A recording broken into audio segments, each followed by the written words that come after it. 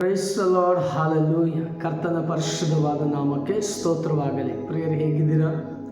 ಕರ್ತನು ನಮ್ಮನ್ನು ದಿನನಿತ್ಯವೂ ಪ್ರತಿದಿನವೂ ಆಶೀರ್ವಾದಕರವಾಗಿ ನಡೆಸುತ್ತಾನೆ ಹೊರತು ಎಲ್ಲಿ ನಮಗೆ ಶಾಪಗ್ರಸ್ತರಾಗೋದಕ್ಕೆ, ಭಯದಲ್ಲಿ ಬಿಡೋದಕ್ಕೆ, ಬಾನಿಸರಾಗೋದಕ್ಕೆ ಬಿಡೋದಿಲ್ಲ.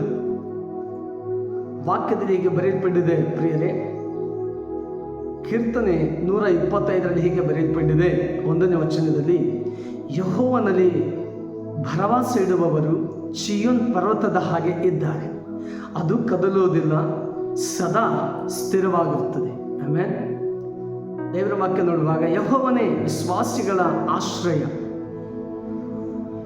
ದೇವರಾದ ಯೆಹೋವನೇ ಅಂದರೆ ವಿಶ್ವಾಸಿಗಳಂದರೆ ಆತನನ್ನು ನಂಬುವವರು, ಆತನ ಮೇಲೆ ವಿಶ್ವಾಸ ಇಡುವವರು, ಆತನನ್ನೇ ಆಶ್ರಯ ಮಾಡಿಕೊಳ್ಳುವರು. ಪ್ರತಿಯೊಬ್ಬರಿಗೆ ದೇವರೇ ಯಾರಾಗಿದ್ದಾರೆ?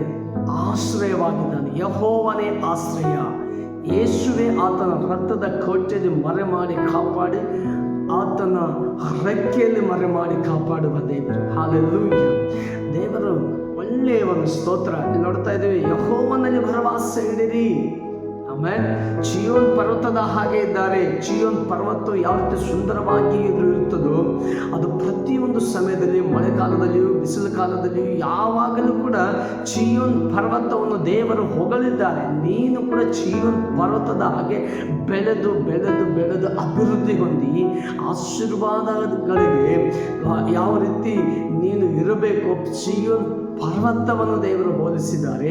ನಿನ್ನನ್ನು ಕೂಡ ಚೀಯೋನ್ ಪರ್ವತ ಹಾಗೆ ದೇವರು ಮಾಡುತ್ತಾರೆ. ಹಲ್ಲೆಲೂಯಾ. ಆಮೆನ್. ಅದು ಕದಲುವುದಿಲ್ಲ.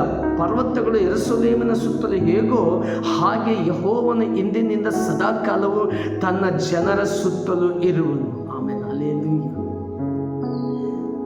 ಯೆರೂಸಲೇಮಿನ ಸುತ್ತಲೂ ಪರ್ವತಗಳು ಇದೆ. ಆ ಪರ್ವತಗಳು ಹೇಗೆ ಸುತ್ತು ಇದೆಯೋ ಅದೇ ರೀತಿಯಾಗಿ ಯೆಹೋವನು ದೇವರನ್ನ ನಂಬಿ ಆರಾಧಿಸುವ ನಮ್ಮನ್ನು ನಮ್ಮ ಸುತ್ತಲೂ ಪರ್ವತದ ಹಾಗೆ ಇದ್ದಾರೆ. ಯಾವ ಶತ್ರು ನಮ್ಮನ್ನು ಸೋಲಿಸಲಾರದು. ಆಮೆನ್. ಯಾವ ವೈರ್ಯ ಬಾಣಗಳು ನಮ್ಮನ್ನು ತಾಕುವುದಿಲ್ಲ. ದೇವರೇ ನಮಗೆ ಆಶ್ರಯ ದುರ್ಗವಾಗಿದ್ದಾರೆ. ಆತನಲ್ಲಿ ಭರವಸೆ ಇಡಿರಿ, ನಂಬಿರಿ, ಪ್ರಾರ್ಥಿಸಿರಿ. ಆತನು ದೇವರು ತನ್ನ ಮಕ್ಕಳನ್ನು ಆತನು ಎಂದಿಗೂ ಕೈ ಬಿಡುವುದಿಲ್ಲ, ಮರೆತು ಹೋಗುವುದಿಲ್ಲ. ಯೆಹೋವ ಎಬೆನೆಜರ್. ಆಮೆನ್.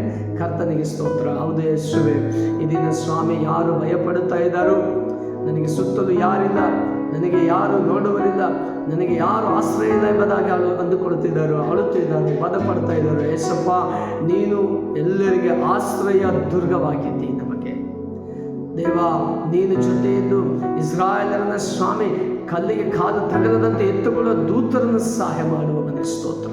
ಇದೇನು ವಾಕ್ಯವನ್ನು ನಂಬಿ ಪ್ರಾರ್ಥಿಸುವ ಪ್ರತಿಯೊಬ್ಬರಿಗೆ ನೀನು ಆಶ್ರಯವಾಗಿರುವುದಕ್ಕಾಗಿ ಸ್ತೋತ್ರ.